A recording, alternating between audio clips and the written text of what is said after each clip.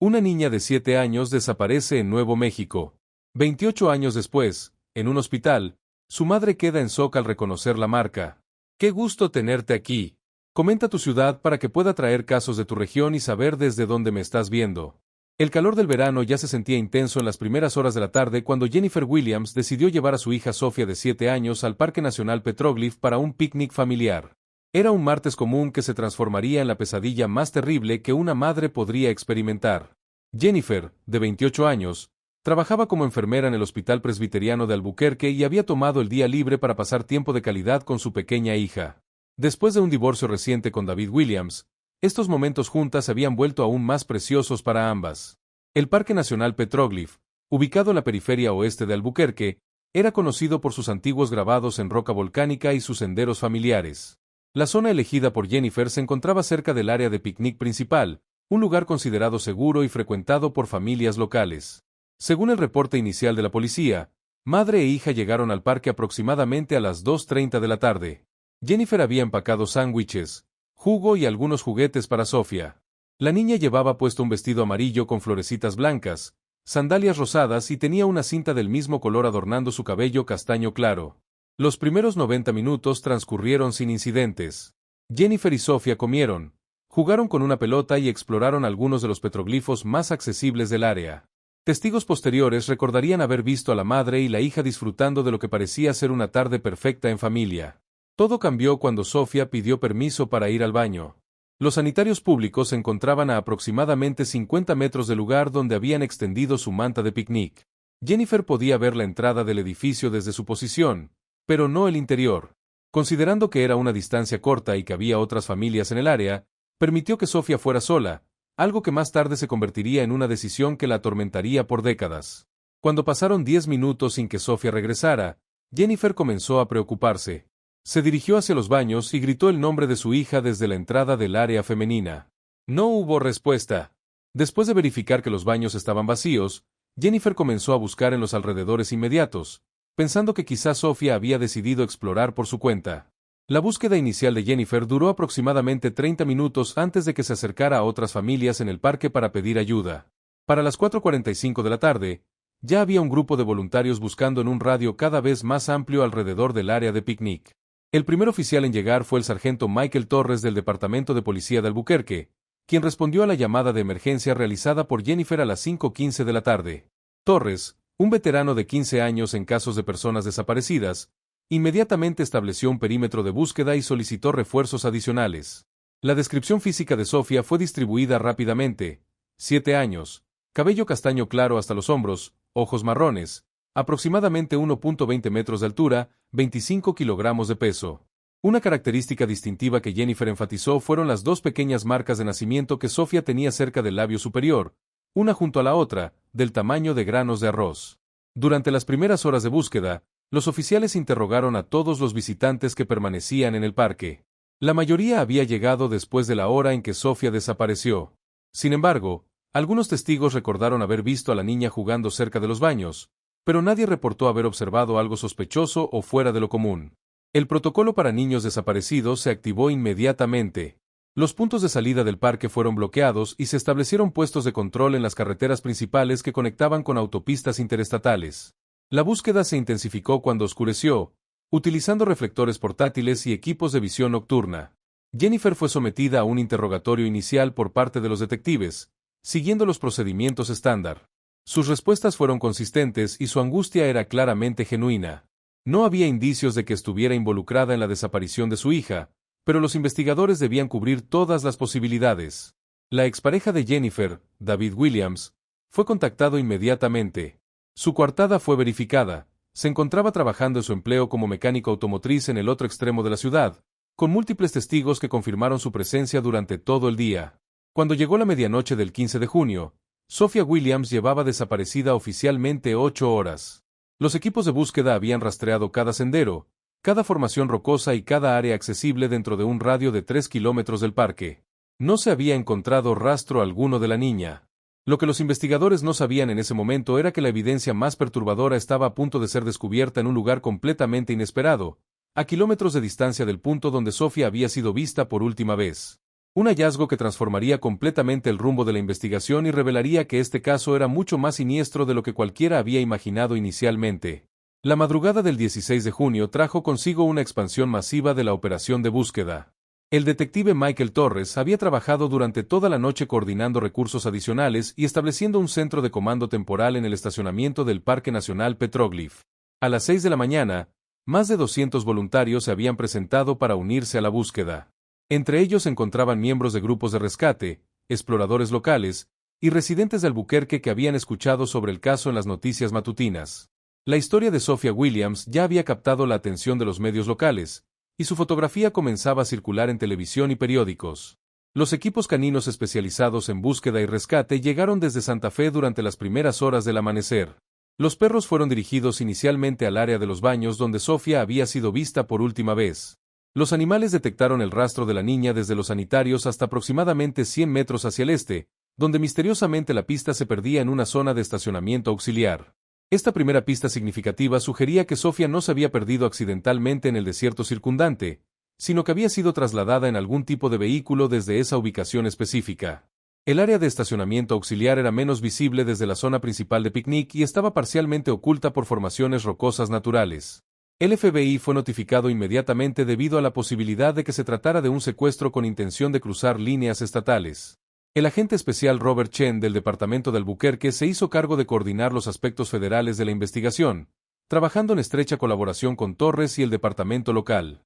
Durante los interrogatorios de seguimiento, emergió información crucial sobre el personal que trabajaba regularmente en el parque.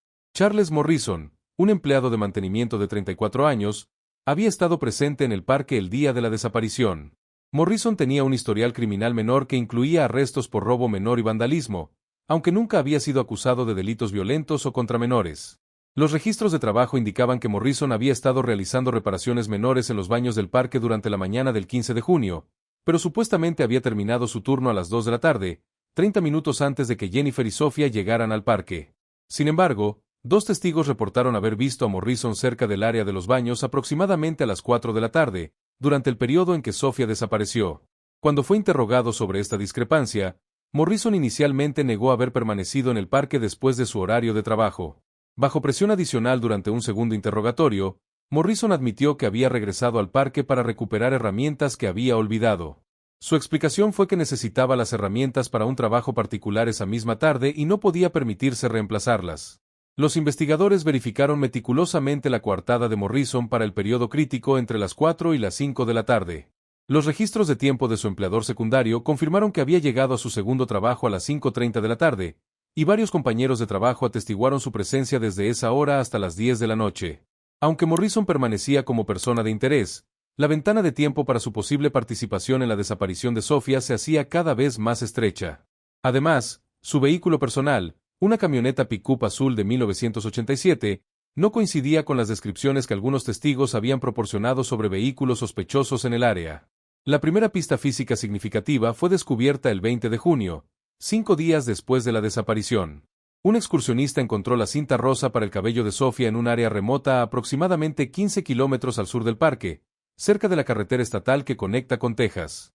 El objeto fue encontrado enganchado en un arbusto de salvia del desierto, a unos 50 metros de la carretera principal. No había otros indicios de la presencia de Sophia en esa área, ni ropa, ni calzado, ni evidencia de que hubiera estado allí recientemente. La cinta parecía haber sido colocada o arrojada deliberadamente en esa ubicación. Los análisis forenses de la cinta revelaron fibras microscópicas que no coincidían con la ropa que Sophia llevaba el día de su desaparición. Estas fibras, de color gris oscuro y textura sintética, sugerían que la niña había estado en contacto con algún tipo de material, posiblemente tapicería de vehículo o mantas. Mientras continuaba la búsqueda física en el área donde se encontró la cinta, los investigadores también se concentraron en revisar grabaciones de cámaras de seguridad de negocios ubicados a lo largo de las rutas principales que salían de Albuquerque. Una estación de servicio ubicada en la Interestatal 40, aproximadamente a 12 kilómetros del parque, había capturado imágenes de una van blanca sin placas visibles transitando hacia el este a las 5:45 de la tarde del 15 de junio. El vehículo viajaba a alta velocidad y el conductor no era claramente visible en las imágenes granulosas de la cámara de seguridad. Lo más inquietante sobre esta grabación era que el momento coincidía perfectamente con el periodo posterior a la desaparición de Sophia, y la dirección del vehículo era consistente con la ruta hacia el área donde posteriormente se encontró la cinta para el cabello. Los investigadores distribuyeron la descripción de la van blanca a todas las agencias de aplicación de la ley en Nuevo México, Texas, Oklahoma y Colorado. Se establecieron puntos de control en carreteras principales y se alertó a los medios de comunicación sobre el vehículo de interés. Sin embargo, a pesar de estos esfuerzos intensificados, no se generaron pistas adicionales significativas sobre la van o su conductor. Las semanas se convertían en meses, y la investigación comenzaba a mostrar signos de estancamiento. Para agosto de 1993, el caso de Sophia Williams había consumido más de 2.000 horas de trabajo policial y había involucrado a más de 50 oficiales de múltiples agencias. Se habían seguido cientos de pistas, interrogado docenas de sospechosos potenciales y rastreado miles de kilómetros cuadrados de territorio desértico. La familia de Sophia, particularmente Jennifer, había participado en múltiples conferencias de prensa y había cooperado completamente con todas las solicitudes de los investigadores. Su dolor era evidente y genuino, y no había surgido evidencia alguna que sugiriera su participación en la desaparición de su hija. El 30 de agosto de 1993, exactamente 76 días después de la desaparición de Sophia, los investigadores recibieron una llamada que potencialmente cambiaría toda la dirección del caso. Un informante anónimo reportó actividad sospechosa en un área rural cerca de la frontera entre Nuevo México y Texas, mencionando específicamente avistamientos de niños en circunstancias inusuales. Lo que no sabían los investigadores era que esta llamada los llevaría a descubrir algo mucho más grande y más perturbador que un simple caso de secuestro individual. La llamada anónima del 30 de agosto marcó un punto de inflexión en la investigación del caso Sophia Williams, aunque no de la manera que los investigadores habían esperado inicialmente. El detective Michael Torres y el agente especial Robert Chen siguieron inmediatamente la pista proporcionada por el informante, dirigiéndose hacia un área rural ubicada aproximadamente a 80 kilómetros al sureste de Albuquerque, cerca del pequeño pueblo de Mountain Air. El informante había reportado avistamientos de varios niños en una propiedad aislada durante las primeras horas de la madrugada, circunstancia que consideraba altamente inusual para esa área y hora del día. La descripción del lugar coincidía con una granja abandonada que había sido objeto de reportes esporádicos de actividad sospechosa durante los meses anteriores. La investigación de la propiedad reveló evidencia de ocupación reciente, huellas de neumáticos frescos, restos de fogatas y basura que indicaba presencia humana. Sin embargo, para cuando los oficiales llegaron al lugar, no había señales de ningún niño ni adulto en los alrededores.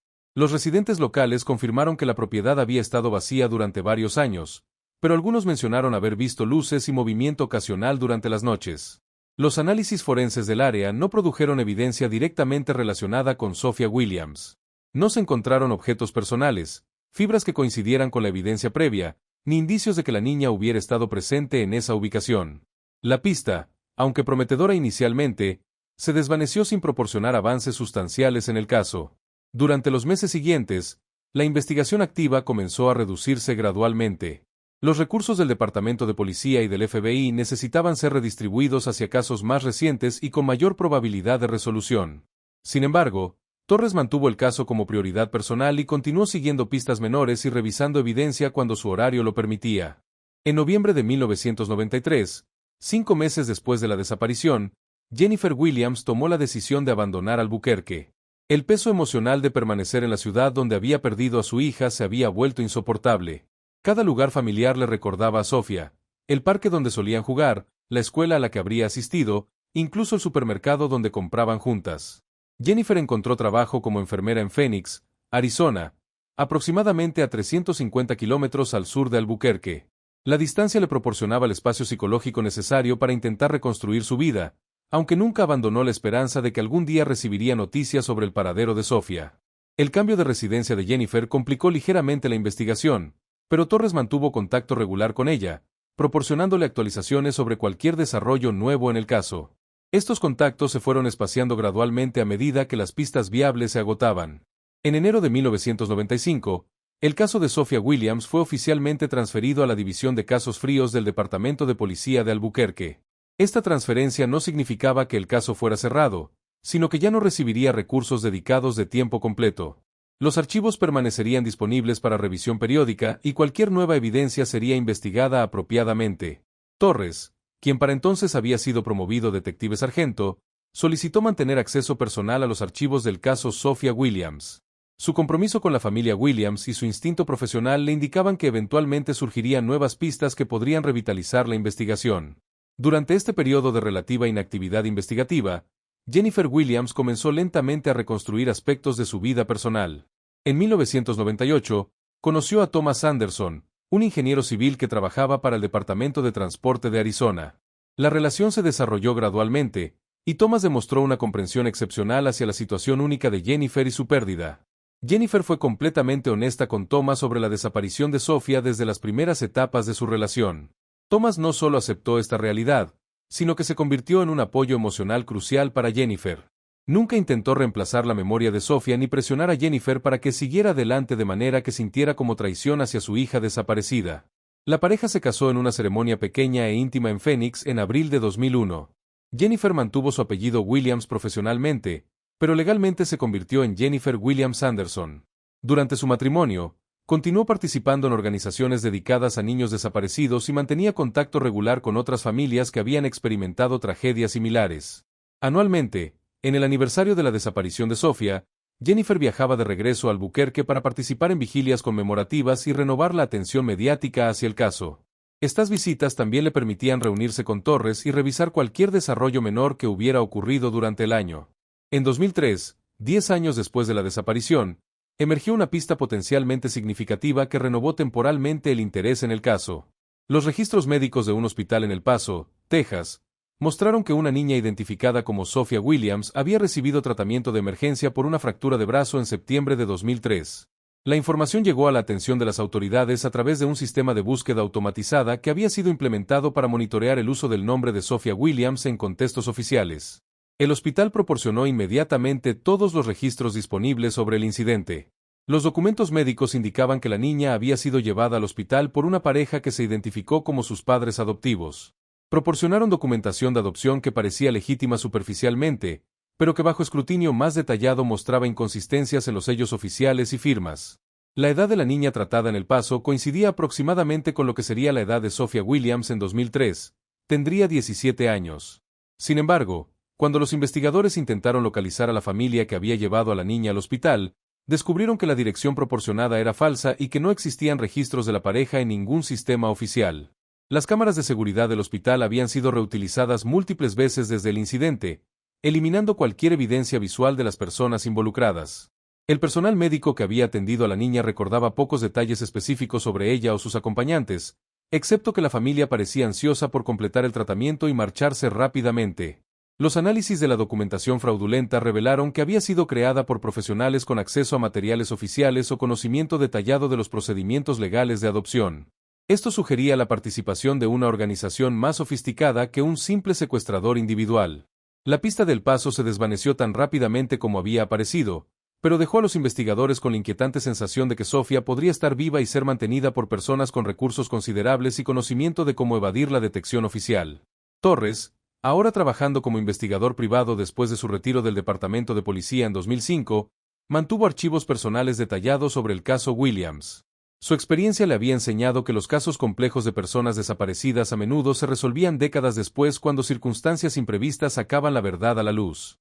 Lo que Torres no sabía era que esas circunstancias imprevistas estaban a punto de presentarse de la manera más inesperada posible, en un lugar donde nadie habría pensado buscar respuestas. 28 años después de aquel fatídico día de junio en Albuquerque, Jennifer Williams Anderson, ahora de 56 años, se encontraba en una situación que jamás habría imaginado. Una simple caída en su jardín trasero mientras regaba las plantas había resultado en una lesión significativa en su rodilla izquierda, requiriendo cirugía ortopédica para reparar ligamentos dañados. La mañana del 3 de agosto, Jennifer ingresó al Hospital Presbiteriano de Phoenix para el procedimiento programado. Su esposo Thomas la acompañó hasta el área de preparación quirúrgica, donde Jennifer fue transferida al cuidado del equipo médico. La cirugía, aunque rutinaria, requería anestesia general y se esperaba que durara aproximadamente 2 horas. El procedimiento fue realizado por la doctora Amanda Rodríguez, una cirujana ortopédica de 35 años que se había especializado en lesiones deportivas y traumatología. Rodríguez había completado su residencia en el Hospital Johns Hopkins y había trabajado en Phoenix durante los últimos 8 años, estableciendo una reputación sólida por su precisión técnica y cuidado postoperatorio. Durante la operación, Rodríguez trabajó meticulosamente para reparar el ligamento cruzado anterior dañado de Jennifer, utilizando técnicas artroscópicas mínimamente invasivas. El procedimiento transcurrió sin complicaciones, y Jennifer fue trasladada a la sala de recuperación donde comenzaría su despertar gradual de la anestesia. El protocolo estándar del hospital requería que los pacientes permanecieran en recuperación hasta que estuvieran completamente conscientes y sus signos vitales se hubieran estabilizado. Para Jennifer, este proceso tomó aproximadamente 45 minutos, tiempo durante el cual las enfermeras monitorearon su progreso de cerca. Cuando Jennifer finalmente abrió los ojos completamente, se encontraba en una cama de hospital con barandales laterales, rodeada por el equipo familiar de monitores médicos. Su primera sensación fue de desorientación temporal común después de la anestesia, seguida por el reconocimiento gradual de su entorno hospitalario. Una enfermera se acercó para verificar su nivel de conciencia y explicarle que la cirugía había sido exitosa. Jennifer respondió apropiadamente a las preguntas básicas sobre su nombre, la fecha y su ubicación, indicando que se estaba recuperando normalmente de los efectos de la anestesia. Aproximadamente 10 minutos después, la doctora Rodríguez entró en la sala de recuperación para evaluar el estado postoperatorio de Jennifer. Era la primera vez que Jennifer veía a su cirujana sin la mascarilla quirúrgica que había llevado durante sus consultas preoperatorias y durante los preparativos para la cirugía. Lo que Jennifer vio cuando Rodríguez se acercó a su cama la impactó con una fuerza que trascendía cualquier efecto residual de la anestesia. Cerca del labio superior de la doctora, en el lado derecho de su rostro, había dos pequeñas marcas de nacimiento distintivas, del tamaño aproximado de granos de arroz, ubicadas una junto a la otra. Jennifer había pasado 28 años recordando cada detalle físico de su hija desaparecida. Las marcas de nacimiento de Sofía habían sido una de las características más distintivas que había proporcionado a los investigadores en 1993. Durante décadas, Jennifer había imaginado cómo se verían esas marcas en el rostro de una mujer adulta, y lo que estaba viendo coincidía exactamente con sus proyecciones mentales. El impacto inicial fue tan abrumador que Jennifer sintió que podría desmayarse nuevamente. Su corazón comenzó a acelerarse, activando las alarmas de los monitores cardíacos conectados a su cuerpo. Las enfermeras se acercaron inmediatamente para verificar su condición, asumiendo que estaba experimentando algún tipo de reacción postoperatoria. Rodríguez, ajena a la conmoción interna que Jennifer estaba experimentando, se concentraba en examinar la incisión quirúrgica y explicar las instrucciones de cuidado postoperatorio.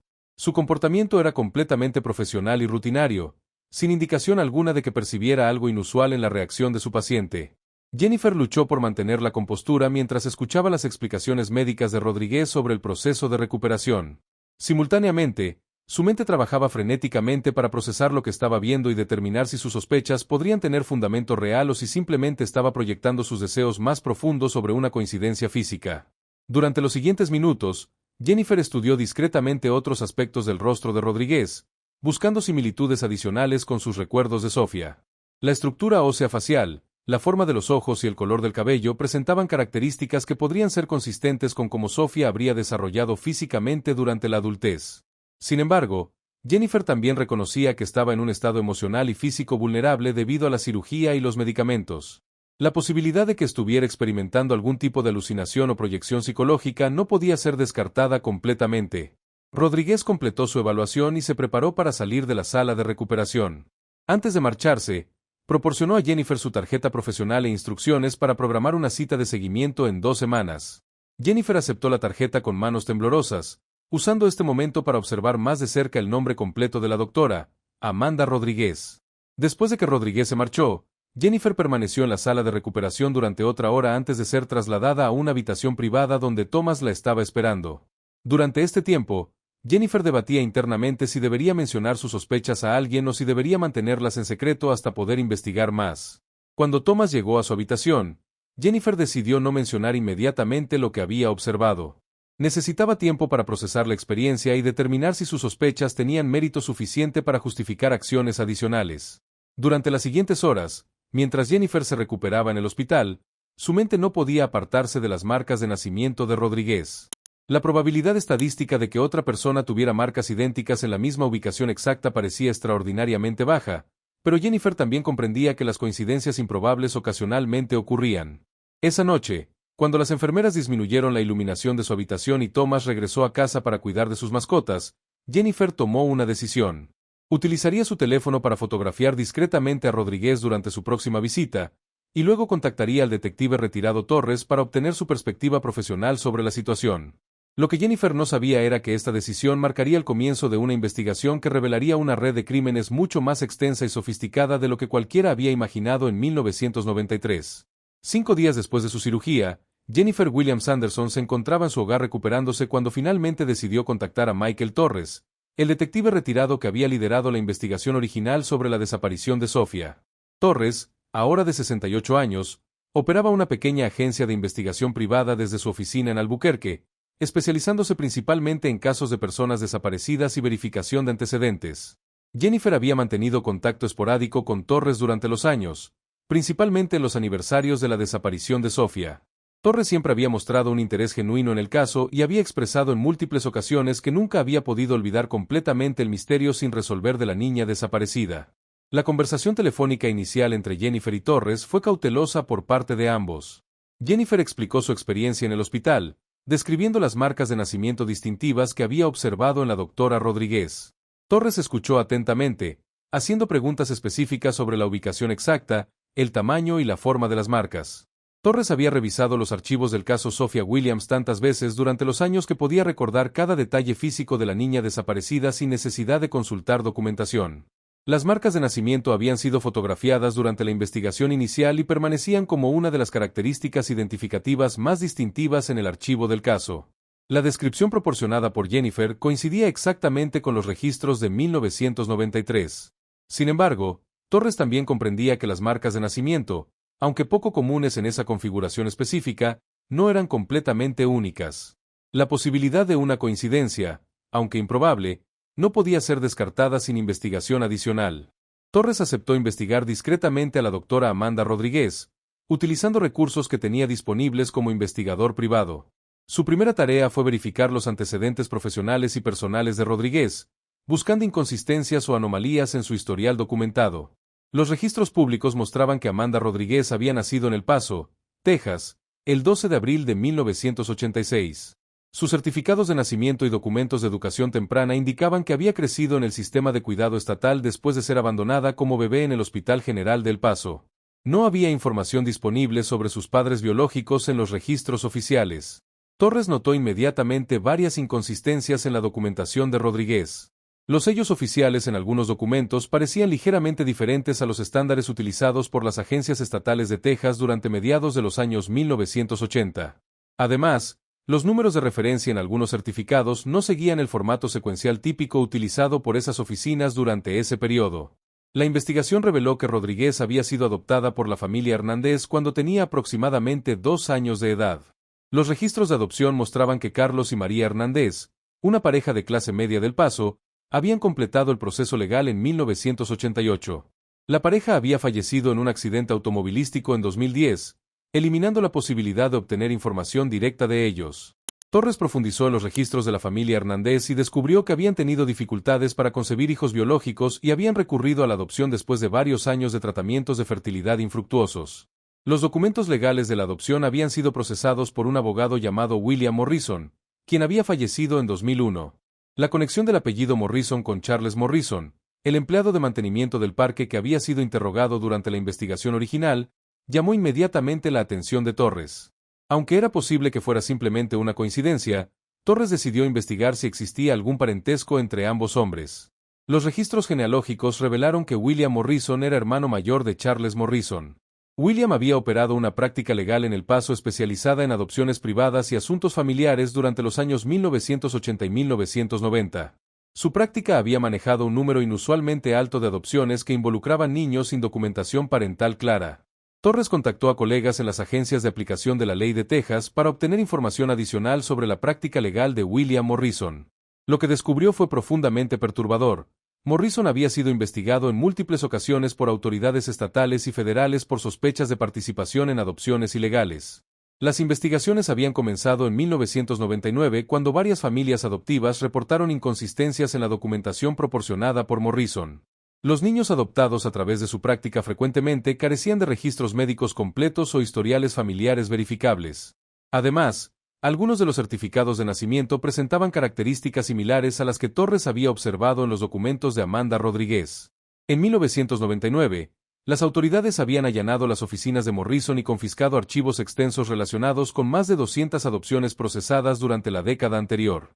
Sin embargo, Morrison murió de un ataque cardíaco poco después del allanamiento, y su asistente legal principal, Patricia Martínez, desapareció junto con archivos cruciales que nunca fueron recuperados. La investigación oficial había identificado evidencia de una red organizada de tráfico de niños que operaba a lo largo de la frontera entre Nuevo México y Texas. La red supuestamente secuestraba niños de áreas remotas y los colocaba con familias que pagaban sumas sustanciales por adopciones sin hacer preguntas sobre los orígenes de los menores. Patricia Martínez fue finalmente arrestada en 2002 en California bajo un nombre falso. Durante su interrogatorio, admitió participación en la red pero se negó a proporcionar detalles específicos sobre casos individuales. Fue sentenciada a 15 años de prisión por cargos relacionados con tráfico de menores y falsificación de documentos. Torres solicitó copias de los archivos de la investigación Martínez Morrison de las autoridades federales. Los documentos revelaron que la red había operado con sofisticación considerable, utilizando contactos en múltiples estados para identificar víctimas potenciales y familias adoptivas dispuestas a pagar por procedimientos acelerados. Uno de los métodos preferidos de la organización era dirigirse a niños en áreas recreativas públicas donde podrían ser separados temporalmente de sus padres. Los parques nacionales y áreas de picnic familiares eran ubicaciones frecuentemente mencionadas en los archivos de investigación. El análisis de los documentos federales también reveló que la red había utilizado una van blanca para transportar víctimas entre ubicaciones. Esta información coincidía directamente con la evidencia de video de seguridad obtenida durante la investigación original del caso Sophia Williams en 1993. Torres realizó arreglos para obtener una muestra de ADN de Amanda Rodríguez de manera discreta, utilizando contactos en el sistema médico que podían acceder legalmente a muestras de sangre rutinarias. Simultáneamente, solicitó que las muestras de ADN de Jennifer Williams fueran comparadas con la muestra de Rodríguez a través de un laboratorio privado.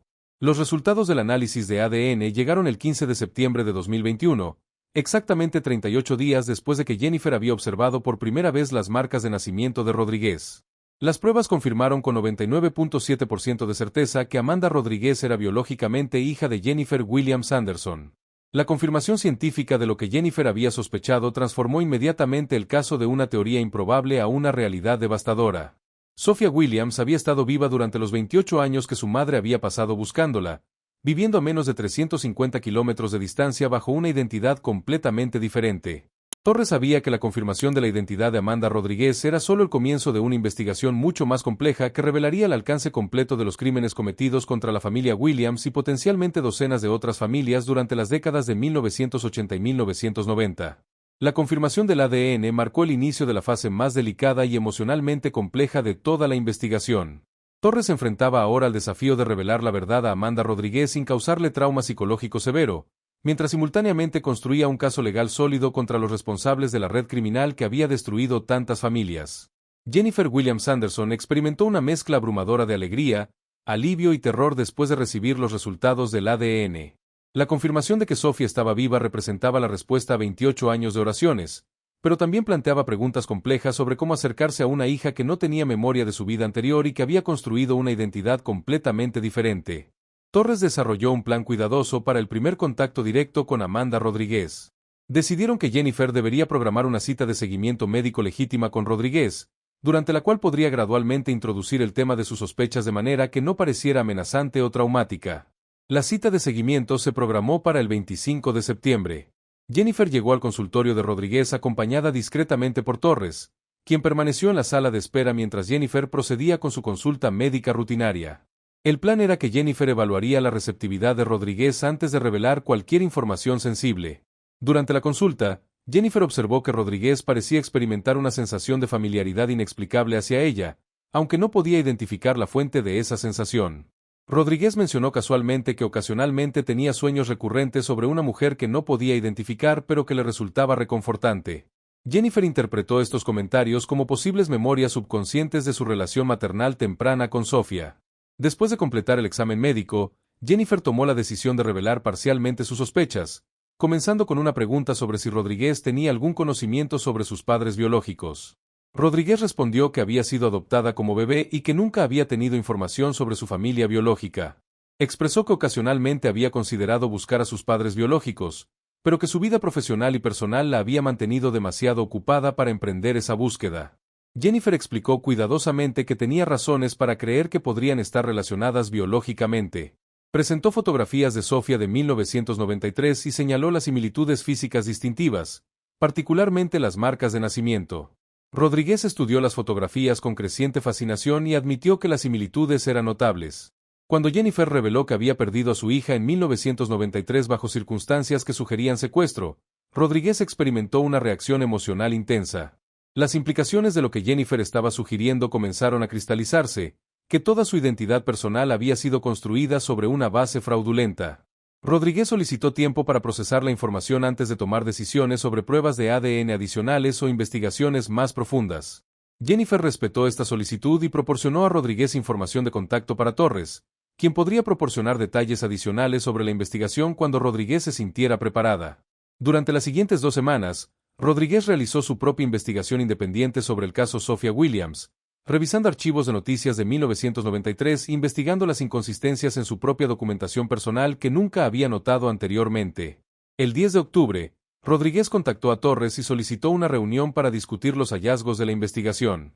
Durante esta reunión, Torres presentó toda la evidencia que había recopilado sobre la red Morrison Martínez y explicó cómo la adopción de Rodríguez había sido facilitada a través de canales ilegales.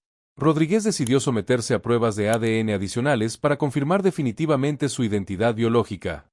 También autorizó a Torres para contactar a las autoridades federales sobre la reapertura del caso, comprendiendo que su situación podría proporcionar evidencia crucial para procesar a miembros sobrevivientes de la red criminal. Los resultados confirmatorios del ADN llevaron a la reapertura formal del caso Sophia Williams en noviembre de 2021. Las autoridades federales, trabajando con Torres y la cooperación completa de Rodríguez, comenzaron una investigación exhaustiva de la red Morrison Martínez y sus actividades durante las décadas de 1980 y 1990. La investigación reveló que Patricia Martínez había sido liberada de prisión en 2017 después de cumplir 15 años de su sentencia. Los investigadores la localizaron viviendo bajo vigilancia en Las Vegas, Nevada, donde había permanecido en relativo anonimato desde su liberación. Martínez, enfrentando nuevos cargos criminales basados en la evidencia del caso Rodríguez, decidió cooperar completamente con las autoridades a cambio de una sentencia reducida. Sus declaraciones proporcionaron información detallada sobre el funcionamiento de la red criminal y llevaron a la identificación de otros casos similares. La cooperación de Martínez resultó en la identificación de al menos 47 niños que habían sido secuestrados y vendidos a través de la red durante un periodo de 15 años. Muchos de estos casos habían permanecido sin resolver durante décadas, con familias que nunca habían encontrado respuestas sobre el paradero de sus hijos. Charles Morrison, el empleado de mantenimiento original que había sido interrogado en 1993, fue arrestado en diciembre de 2021 en conexión con el secuestro de Sophia Williams. A los 62 años, Morrison había continuado trabajando en varios parques estatales de Nuevo México durante las décadas siguientes a la desaparición de Sophia. La evidencia reveló que Morrison había identificado a víctimas potenciales durante su trabajo de mantenimiento y había proporcionado información sobre familias vulnerables a su hermano William y al resto de la red criminal. Su rol había sido crucial en la planificación y ejecución de múltiples secuestros. Rodríguez comenzó el proceso de reconectar gradualmente con Jennifer, quien respetó completamente el ritmo y los términos establecidos por su hija. Rodríguez decidió mantener su nombre profesional de Amanda Rodríguez, pero legalmente agregó Williams como apellido adicional, convirtiéndose en Amanda Rodríguez Williams. Jennifer y Rodríguez desarrollaron una relación cautelosa pero creciente, reconociendo que 28 años de separación habían creado una brecha que requeriría tiempo y paciencia para cerrar. Rodríguez también estableció contacto con Thomas Anderson, quien demostró una aceptación y apoyo notables hacia la situación única de su familia expandida. El caso atrajo atención mediática significativa, lo que llevó a que otras familias con niños desaparecidos durante el mismo periodo contactaran a las autoridades con información sobre posibles conexiones con la red Morrison Martínez. Estos contactos resultaron en la reapertura de múltiples casos fríos y la eventual reunificación de 3 familias adicionales. Jennifer Williams Anderson finalmente había encontrado las respuestas que había buscado durante 28 años. Aunque el proceso de reconstruir su relación con Sophia sería largo y complejo, la certeza de que su hija estaba viva y segura proporcionó el cierre que había necesitado durante casi 3 décadas. La historia de la familia Williams Rodríguez se convirtió en un testimonio del poder de la esperanza persistente y la importancia de nunca abandonar la búsqueda de la verdad, sin importar cuánto tiempo pueda tomar encontrarla.